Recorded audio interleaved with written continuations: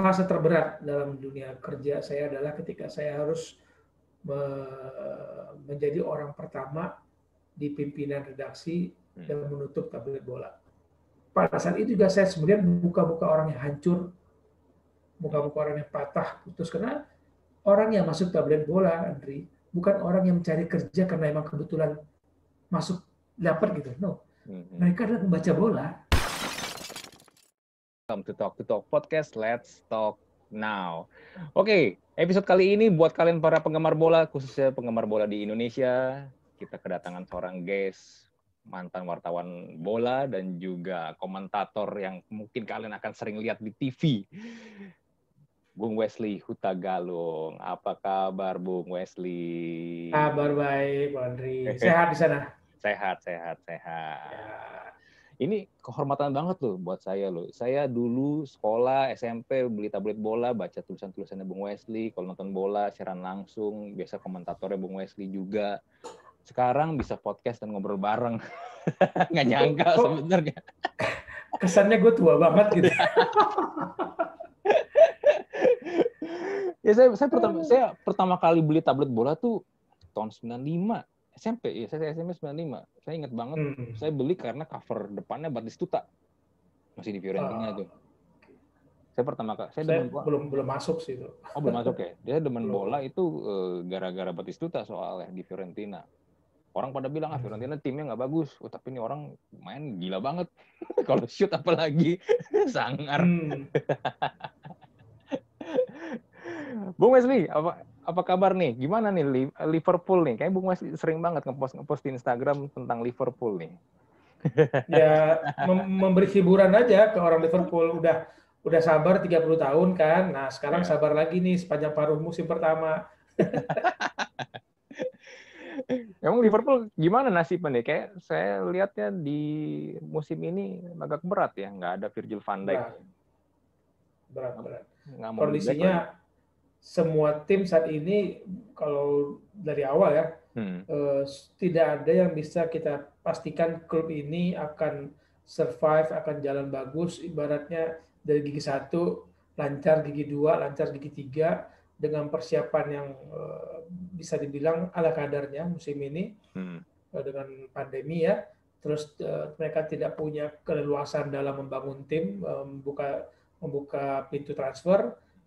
Even kalau kita bicara persiapan, biasanya mereka punya beberapa pertandingan untuk melakukan pre-season. Kalau sekarang kan kayak Liverpool lah, pre-season resmi cuma 2 pertandingan. Nggak bisa dibilang bahwa mereka bisa membangun tim baru yang udah kebaca sama lawan-lawannya. Apalagi persaingan di Liverpool di Liga Inggris sekarang kan beda. Zamannya Sir Alex dan Arsene Wenger ya cuma 2 itu aja yang jago tactical game. Iya, betul. Yang sekarang tactical game-nya banyak banget, apalagi pelatih non-Inggrisnya banyak banget. Iya, betul. Bisa 7 tim ya sekarang kurang lebih ya, saingan ya. Iya. Dan ini awalnya kan saya cukup kaget musim ini pelatih Inggris asal Inggris banyak banget musim ini ya. Ya berkurang 1 lah dengan Frank Lampard. Itu persaingan yang menurut saya tidak terjadi di musim lalu ketika pelatih awal Inggris hanya 4 orang, kemudian 6 ganti lagi. Banyak pergantian musim lalu itu 10 pergantian pelatih di Premier League. Nah musim ini udah mulai 2 nih, Stephen Billis dan Lampard. Nah, hilang lagi nih orang Inggris yang dijago-jagoin, dikasih uang banyak buat belanja gitu kan. Musim dia pertama dipegang dia nggak bisa transfer, dia cukup bagus, dikasih uang 220 juta pound, beli banyak pemain yang sebenarnya diincar oleh klub-klub lain kan. Pemain yang dapetin si Lampard kan pemain diincar Liverpool, diincar MU, datangnya ke Chelsea. Nah, sekarang nggak bisa tebak gitu ya. Desember siapa yang nyangka Chelsea peringkat 1, tapi kemudian sekarang mereka harus peringkat ngintip-ngintip peringkat 10 bahkan kalau kita bilang sampai Lampard diselesaikan tugasnya. Jadi musim ini sama seperti Liverpool susah sekali memprediksi tim mana yang stabil. City dari terpuruk tiba-tiba ya kita tahu Pep adalah rajanya dalam meracik tim. Sekarang bangkit lagi. Gitu. Ole Gunnar, siapa yang nyangka bisa bagus begitu main di away, tapi ketika dia terlalu sering ganti-ganti formasi di awal musim, sekarang udah mulai ketemu nih formasi stabilnya si MU. Jadi nggak ada yang jelas. Jadi menurut saya paruh pertama kemarin itu adalah fase precision plus dari klub gak hanya di Inggris semua. Betul. Di Spanyol juga Barcelona sama Madrid mainnya juga ini ya, angin-anginan ya, kadang menang, bisa tiba-tiba kalah sama tim nggak jelas. Betul, ini bisa Atletico juara loh ini. Iya. Kalau Real Madridnya gini-gini lagi, aduh, Iya. Barcelonanya ada goncang di sisi ekonomi Iya. sama posisi Messi. Ya, kalau yang Madrid masalah lu di mana sih, Madrid gitu kan? Nggak ada masalahnya. Iya, betul. Cuman kalau saya lihat Madrid ya, sebagai penggemar Madrid, kayaknya mereka udah ini ya, udah kehilangan motivasi ya, udah sering juara kan, udah sering menang, apalagi mau dicari gitu loh. Ya nggak bisa dibilang faktor nggak ada Ronaldo juga. Sebenarnya banyak pemain-pemain yang di Madrid tuh bagus-bagus. Ya Hazard dibeli kan untuk ngisi posisi itu juga. Tapi sekali lagi kondisi pandemi gini nggak ada yang bisa menebak klub ini akan seperti apa. Siapa yang menebak Milan bisa naik begitu? Iya, betul. Di Italia. Ngandalin pemain umur 39 di depan lagi. Datang lagi yang tua lagi. Iya, Mario Mandzukic. Ya, liga-liga di Eropa memang setelah COVID ini memang ini ya unik banget sih memang sih. Saya juga ngelihatnya gila, nggak bisa ditebak. Kadang-kadang makanya gini, saya kan main fantasi Premier League ya. Dulu tuh kita bisa prediksi lah, at least wah ini bisa dapat poin nih. Ini ya, saya sering banget berapa kali dapat poin cuma 32, cuma 30 satu game week. itu benar-benar memalukan banget karena biasa kan rata-rata 60 tapi lu dapat lihat lah. Kan, ada juga dapat 114 gitu kan. Iya. Ini orang kok bisa? Iya, kok bisa nebak gitu ya. Tapi saya tiba-tiba dapat cuma 30. Waduh gila, ini benar-benar susah diprediksi banget. Ini salah satu juga musim fantasi Premier League terberat memang juga ini. Nggak bisa ditebak. Ya, makanya saya beruntung nggak ngikut teman-teman yang ada juga ya, kita waktu masih di tablet bola, di bola sport, itu kita bermain ya kecil-kecilan, tapi tiap minggu itu ada kocek yang harus dikeluarin tiap minggu gitu. Dan sekarang hancur semua. Sekarang apalagi kalau kita nggak update. Jadi waktu itu kita nggak boleh memilih pemain dan setiap minggu boleh ganti, tapi nggak dihitung ininya, totalnya hanya jumlah per minggu itu gitu. Nah dengan jadwal yang kacau begini kita nggak update, selesai. Iya, betul.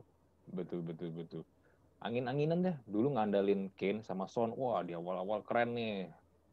Sekarang Spursnya begitu. Kacau.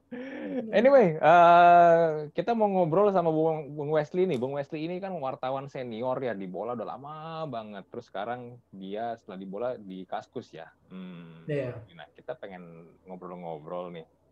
Bung Wesley ini sebelum jadi wartawan bola tuh memang demen bola, demen jurnalistik atau gimana sih sampai akhirnya bisa kerja di bola? Ya sebenarnya di bola itu adalah menjalani hobi yang dibayar, terus dapat privilege yang luar biasa. Gitu. Dari kecil saya olahraga, gitu. Dari kecil tuh di kompleks perumahan itu hanya satu olahraga yang nggak saya mainin. Apa tuh? Golf. Iya. Masuk akal kalau golf sih. Saya nggak ngerti apa enaknya main golf. Meskipun pada saat itu sangat murah. Iuran kita sebulan hanya 10.000. Oh ya, di Jakarta mahal sih kalau golf. Kayaknya nggak pernah dengar golf tuh murah kalau di Jakarta. Komparasi aja, waktu itu zaman saya main bowling itu satu game itu 200 perak. Di Jakarta 3.500. Komparasi aja ya, di kompleks tempat saya dibesarin. Main squash, main badminton tuh free, berenang free. Gitu. Cuma satu nggak saya ikutin itu ya golf itu. Gitu. Teman-teman saya main golf saya nggak ngerti apa enaknya gitu. Jalan nggak ada keringat yang itu ya, terus nggak ada apa ya gerakan-gerakan yang membuat kita yakin bahwa itu olahraga gitu. Mungkin kayak catur kali ya. Catur kan dibilang masuk olahraga, tapi kan kita nggak bergerak ya. Saya setujunya kalau itu game sebenarnya. Iya, bener game. Kayak e-sport, saya nggak setuju kalau e-sport dibilang olahraga, itu permainan game gitu. Ya anyway lah gitu ya. Terus kemudian untuk ketika saya mulai beranjak, saya mulai dulu saya ngisi mading sekolah. Oh, oke. Jadi kalau pertandingan badminton, tanding antar sekolah basket gitu, saya report pertandingannya gitu. Jadi saya punya nama samaran dulu adalah gitu ya, Sly nama saya gitu. Kalau jadi bikin report pertandingan. Jadi mulai ketika belajar menulis saya mulai suka bikin buku tahunan, kita juga yang saya bikin report, kita study tour dari mana, saya catat jam sekian kita tiba di sini, jam ini gini kita gini terus saya bikin jadi sebuah tulisan. Sebenarnya nggak kepikiran jadi jurnalis. Awalnya saya mau jadi akuntan karena uangnya banyak, saya pikir kan. Dari awal saya itu melamar Perbanas diterima gitu. tapi satu hal yang membuat saya berubah ketika saya waktu itu kalau nggak salah ya, saya beli Tempo atau Forum majalah. Itu saya udah mau kuliah di Perbanas, saya udah masuk, udah kirim pendaftaran. Saya beli waktu itu karena setiap hari saya pasti buka itu Kompas, saya beli bola sama majalahnya antara Forum dan Tempo, saya gantian beli itu. Ada satu tema yang membuat saya berubah pikiran. Ketika itu saya lihat bacanya akan boomingnya media massa di Indonesia tahun 90. Coba ya, saya langsung berbelok ke arah ketika saya baca itu. Saya harus masuk ke dunia komunikasi. Dan saya nggak tahu gimana caranya. Pokoknya saya masuk komunikasi, saya ambil jurusan jurnalistik, kemudian saya mulai bekerja gitu. Dan sebagai anak pendatang di Jakarta, saya prinsip waktu itu nggak akan pernah mau lulus sebelum kerja. Meskipun saya dapat suplai orang tua saya, nggak akan berkurang lah gitu ya, orang tua bisa suplai. Tapi saya bilang saya nggak akan mau begitu saya lulus saya masih terima uang orang tua. Jadi saya udah kerja di 3 tempat sebelum saya kuliah dan 3-tiganya menulis. Gitu. Adalah yang idealisme, ada yang non idealisme, tapi anak mahasiswa ya akhirnya saya pindah ke idealisme, jadi wartawan kesehatan saya dulu. Wartawan kesehatan. Tapi karena saya rutin baca bola, saya masih baca Kompas, bola dan Tempo atau Forum ganti-gantian gitu. Lihat lamaran tahun 96. 96 saya ulang, ini kalau dulu waktu SMP, SMA saya pembaca bola itu karena orang tua nggak mau langganan, saya nyolong dulu beli bola itu. Kalau nggak nyolong dari perpustakaan sekolah, saya mampir karena di daerah kan dia dulu langganan sama Kompas baru dapat tablet bola dulu kan sisipan. Iya betul. Jadi tetangga saya baca Kompas itu saya ngarang pulang-pulang saya masukin ininya ke dalam baju ini tablet bolanya, nyolong saya baca. Jadi itu lekat banget ke saya, tuh lekat sekali. Bahkan ketika saya kuliah pun waktu itu udah ada tablet Go. Kenal nggak? Iya, tahu. Gue dulu sempat ada tuh. Ya, saya beli sekali waktu saya kuliah. Hanya sekali saya beli dan saya nggak pernah beli lagi. Nggak tahu kenapa saya nggak bisa pindah hati dari baca bola. Meskipun saya bukan wartawan bola waktu itu, saya masih kuliah. Saya beli sekali, saya ingat, saya pindah lagi. Nah, ketika ada lamaran itu, saya langsung beranikan diri. Melamar, dari sekian banyak orang melamar waktu itu, hanya terpilih 2 orang. Satu dari Bogor, IPB, satu lagi saya. Ya udah, keterusan. Waktu itu target saya 5 tahun cukup deh, jadi wartawan di bola. Krisis moneter waktu itu, ya udah, stay lah. Dan nikmatnya itu, saya bilang hobi dibayar, nonton bola. Ya kalau selama ini kita nonton bola, besok-besok harus kerja gitu. Tapi kan saya nonton bola, saya tulis, tapi saya bisa bangun siang. Karena pekerjaan saya menulis itu gitu. Dan privilege ketemu atlet itu enak banget gitu. Ketemu di dalam negeri maupun luar negeri dibayarin gitu kan, siapa yang nggak mau sih. Enak banget. Dan ketika menjadi wartawan bola itulah juga mulai dipanggil, diminta buat jadi komentator juga itu untuk di TV kalau ada pertandingan juga ya. Ya, saya nggak tahu ya Tuhan punya jalan seperti apa. Suara saya nggak bagus, gitu. Dan waktu itu saya masih junior di bola, tapi tak kenapa saya yang diutus ke TVRI waktu itu. Ada dengan senior saya gila, orang yang dulu tulisan saya baca, terus kemudian saya kerja bareng gitu ya. Terus kemudian dikirim TVRI waktu itu minta untuk Copa America tahun 99. 99, oh ya. Paraguay ya.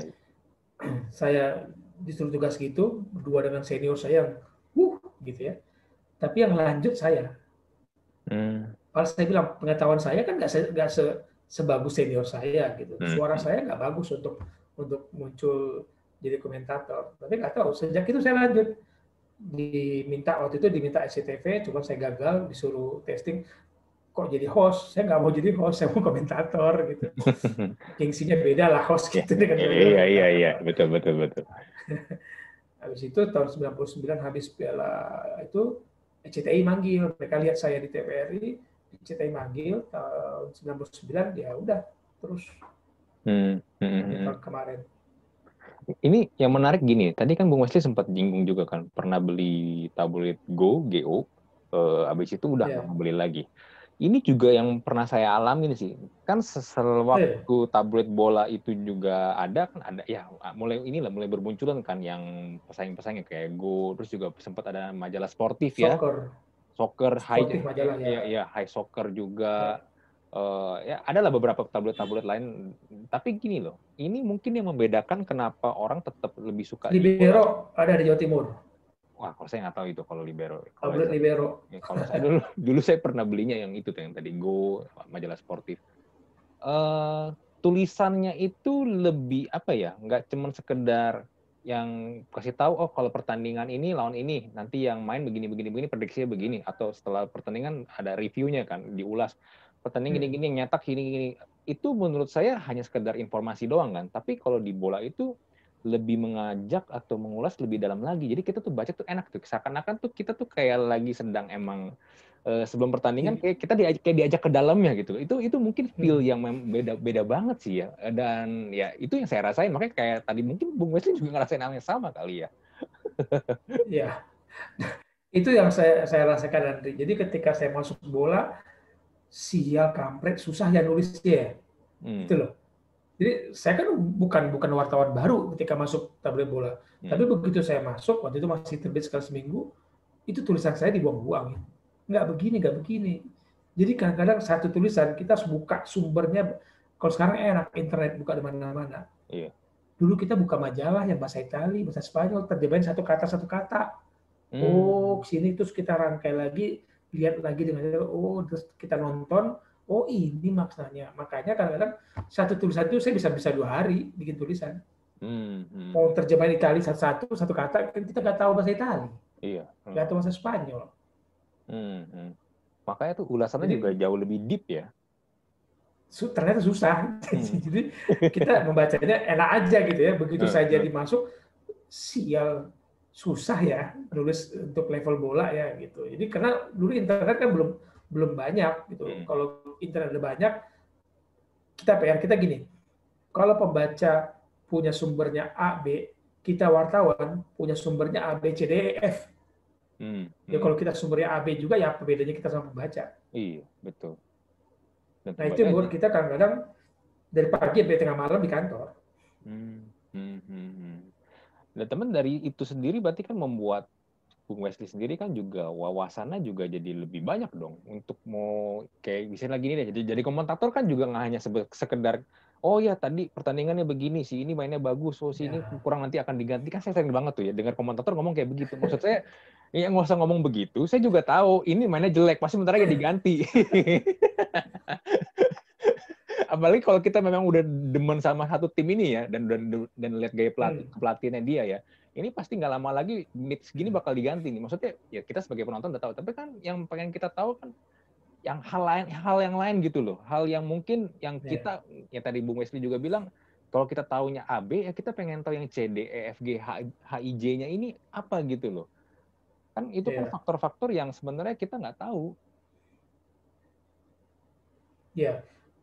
Karena itu ketika saya di bola mulai menaiki jenjang karir, kepada teman-teman saya selalu mengatakan dalam menulis berita yang paling membuat kalian berbeda adalah kalian punya 2 aspek ini, how dan why. Ketika kalian nggak bertanya, ketika kalian nggak mengulas how dan why itu, ya semua orang tahu, what-nya tahu, where-nya orang tahu, tapi why-nya orang nggak tahu. Makanya kadang-kadang kita lebih itu yang saya pernah cerita. Kenapa saya tulis Ronaldo nggak pantas main di Madrid? Karena kita kasih basicnya gitu. Yang mungkin orang nggak ngitung. Saya ngitung per menitnya dia dapat berapa. Waktu itu masih mata uang Spanyol kan. Berapa banyak. Nah, orang kan taunya, oh dia cetak gol. Oh iya, semua orang tahu cetak gol. Oh dia main, orang semua orang tahu.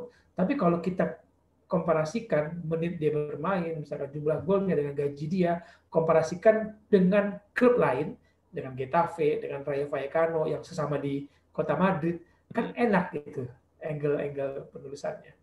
Dan ketika itu juga saya katakan ke teman-teman, saya baca bola membuat saya berani diskusi sama orang lain waktu saya kuliah. Pede banget deh kalau kita ngomong bola gitu. Wah, lu gak baca bola, lu ada begini. Pede saya gitu. Nah, itu yang saya bilang gak boleh itu dikeluarkan dari jalur kita dalam membuat penulisan berita. Makanya waktu itu saya ketika menjadi redaktur untuk sepak bola internasional, saya katakan tulisan kita paling adalah football knowledge. Bukan lagi football news. Tapi football knowledge. Kenapa? Football news itu udah dimakan sama orang harian. Dimakan hari atau orang radio atau apa. Tapi football knowledge itu dengan kekuatannya adalah di how dan why. Nah itu mungkin karakter yang kita bangun sempat cukup membuat tabloid bola dalam posisi yang bagus sampai era digital benar-benar menggerogoti dunia cetak. Begitu mungkin Andri. Nah itu kan pas lagi dunia digital tuh mulai masuk nih. Bola kan sebenarnya kan juga udah mulai masuk juga ke digital kan. Apa nih yang membuat sampai bola lu kan akhirnya nggak bisa bertahan dan akhirnya ya kita tahu bola akhirnya bubar juga, tutup juga, nggak bisa ngikutin era digital. Iya, ini kalau ngomong ini kayak apa ya, kayak membuka luka yang lama dan penyesalan luar biasa. Saya tidak mau menyalahkan institusi, saya tidak mau menyalahkan pimpinan dulu, tapi memang visinya nggak ke situ.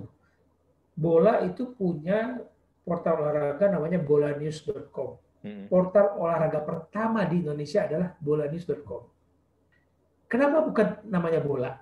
Itu pertanyaan kita. Tapi kan itu di luar ya, kita anak bawang dulu kan gitu. 97 saya anak bawang. Kita udah punya yang namanya bolanews.com. Cuman kesini kenapa bukan bola.com, bola.net, bola apa? Kita beli aja waktu itu semua domainnya. Iya. Nah, sekali lagi visinya waktu itu mungkin belum menganggap digital adalah kuat. Lalu kemudian bola news hidup itu seperti buangan. Orang-orang nggak mau disuruh nulis ke situ. Orang masih dengan euforia tablet bola ya, dunia cetak masih kencang lah gitu. Lalu kemudian ketika terjadi perubahan-perubahan, bola news kayak ada dan tiada. Tapi kita coba minta invest dulu saya kan minta invest ke owner, ke pimpinan untuk mengembangkan bola news karena udah keteteran nih, udah muncul yang lain kan, banyak gitu. Nggak dikasih, disuruh kita join sama kompas.com. Kemudian ketika itu saya diberi mandat, akhirnya kita bikin namanya juara.net. Oh iya, pernah dengar juara.net. Ya, kita mau kayaknya kelas tinggi lah gitu, kita sampai bayar konsultan itu M gitu harganya. Kita mau kelasnya begitu, tapi nggak secepat itu menghasilkan uang, belum seperti sekarang. Sekarang bisa lumayan hidup gitu kan dunia digital. Kalau zaman itu belum bisa. Lalu bergerak lagi tahun 2017 saya masih di Kompas Media, kita bentuklah yang namanya bolasport.com. Nah, bolasport.com ini gabungan lagi tuh dari beberapa perusahaan di Kompas Media, ada tim dari Kompas.com, ada Kompas dari tabloid bola, ada tim dari Juara.net itu, dari Tribun gabung. Itu kemudian sempat ya saya cukup bangga lah, saya masih ingat Juli kita launching tahun 2017, Desember saya masih ingat, kalau hitungannya Alexa saya di Makassar dari Papua mau ke Jakarta, saya mampir di Makassar di dalam pesawat itu saya buka tuh iseng Alexa, iya bolasport.com nomor 1 portal sport olahraga di Indonesia. Tapi lagi-lagi bolasport.com namanya kan sama dengan bola ini, banyak sekali nama bola. Iya. Sementara orang tahunya tablet bola, ya harusnya namanya bola. Iya, betul. Jadi orang nggak tahu bolasport.com itu adalah anaknya tablet bola. Orang nggak banyak yang tahu. Ini berarti udah masalah ya. Brandingnya ya?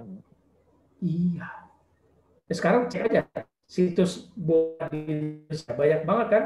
Kalau saya boleh nyebut nama ya, bola.com, bola.net, bola ID, bola doang, bola log, apalagi bola skor. Banyak banget sekarang, benar-benar banyak banget. Nah, yang punya tablet bola harusnya kan bola itu. Ya, kalau mundur ya kita menyesali, tapi ya sudahlah, ya kesalahan kita, mungkin visinya nggak begitu kuat dalam melihat perkembangan dunia digital ke depan. Dan waktu itu ketika memutuskan bola akan selesai itu tahun 2000 berapa kemarin? 2017 ya, kalau nggak salah. Correct me if I'm wrong. 18 Oktober 2018. Itu rasanya gimana tuh Bung Wesley? Kayak seperti berpisah dengan keluarga atau gimana tuh?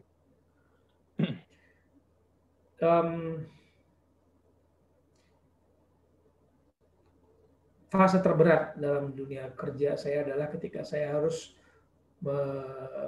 menjadi orang pertama di pimpinan redaksi dan menutup tablet bola. Gitu. Saya nggak pernah bermimpi jadi pemimpin redaksi tablet bola. Saya nggak pernah berambisi karena bagi saya that's not my my right journey. Kayaknya saya nggak ke situ. Saya ini bukan orang manajemen, saya ini orang lapangan yang kemana-mana saya mau kerja liputan apa gitu. Tapi tiba-tiba saya dapat kepercayaan, termasuk untuk menggabungkan digital dan cetak itu saya diberi kepercayaan jadi pimpinan di situ. Tapi kenapa di arah saya nutup gitu ya? Kenapa harus saya dan itu termasuk hal yang memalukan dalam karir saya sih. Karena tablet bola itu ya bacaan saya dari kecil. Dan itu jadi rumah saya kedua, keluarga saya gitu. Tapi saya harus menutupnya dan melihat teman-teman saya berjuang kesulitan dan fase itu ya, Andri, anggap misalkan tanggal 8 atau tanggal 4 Oktober saya dipanggil CEO, saya dikasih tahu tablet bola akan tutup. Oke. Wah, dengan segala itu, tapi Wesley kamu tetap bertahan. Pokoknya begitu tutup kamu langsung masuk ke PT kita adalah. Tapi sama sekali tidak menghibur saya.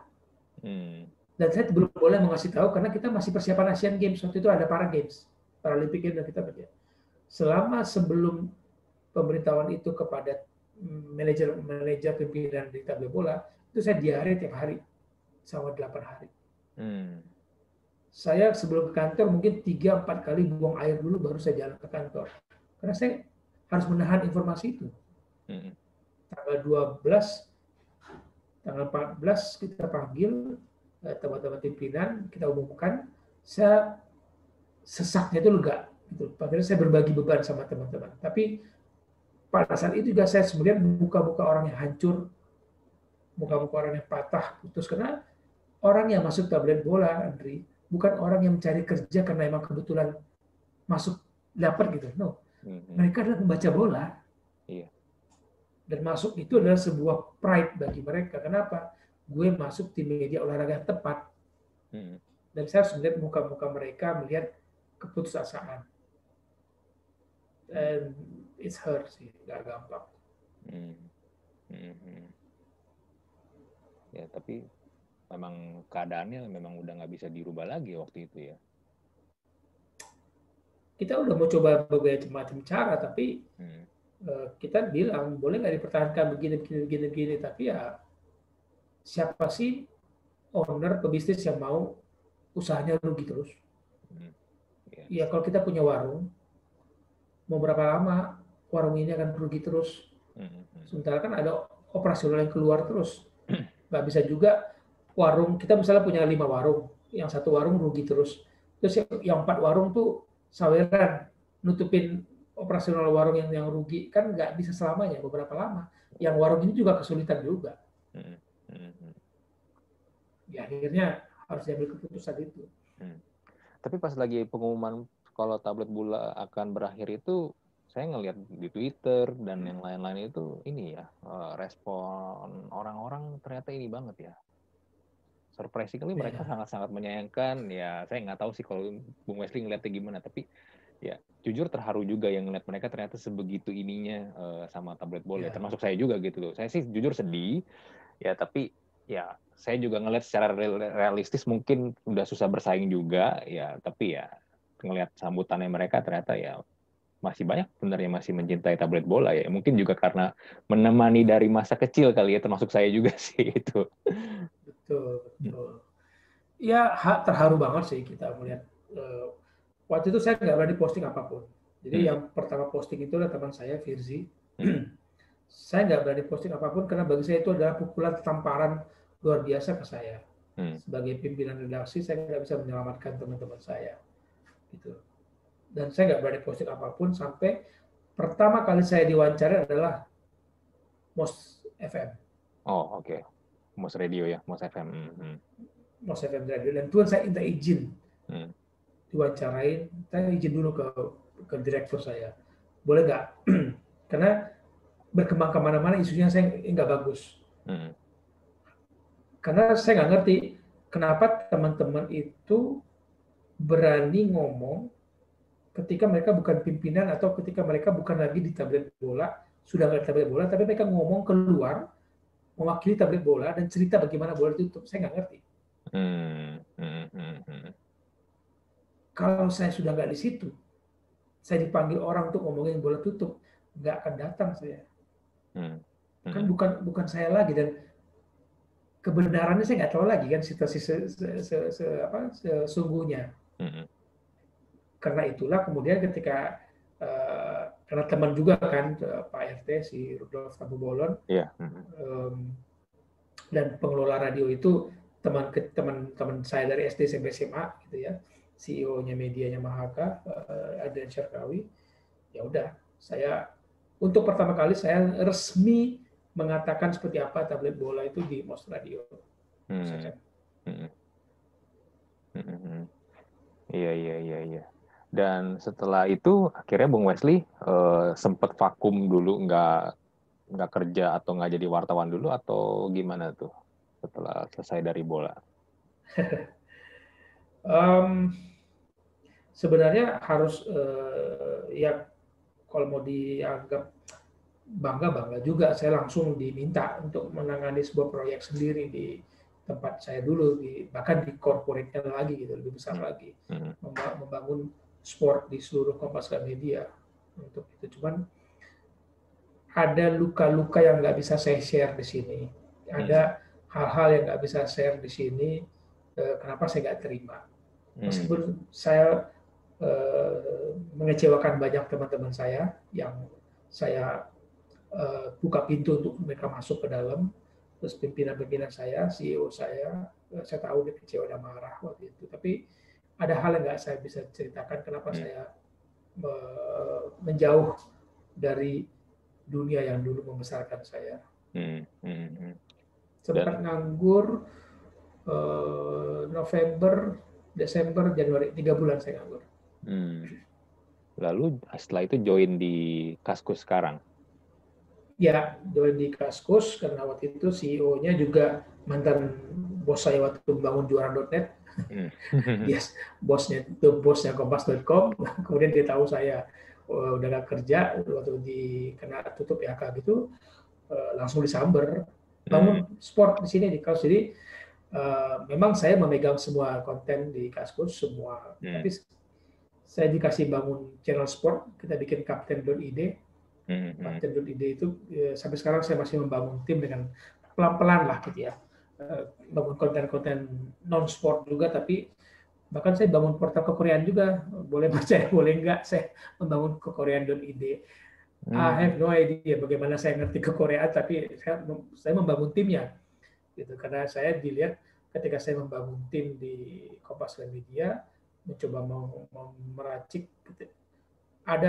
ada sebuah rahasia sih, bolasport.com ketika saya jadi pemimpin redaksi di situ, kita terdiri dari 5 PT berbeda dan 6 sistem penggajian yang berbeda dengan target yang sama. That's not easy, nggak mudah banget mengelola orang. 5 PT berbeda, sistem penggajiannya 6 berbeda dengan target yang sama. Nah, ketika saya dianggap berhasil membangun itu, ya diminta untuk ke Kaskus bangun deh tim di sini.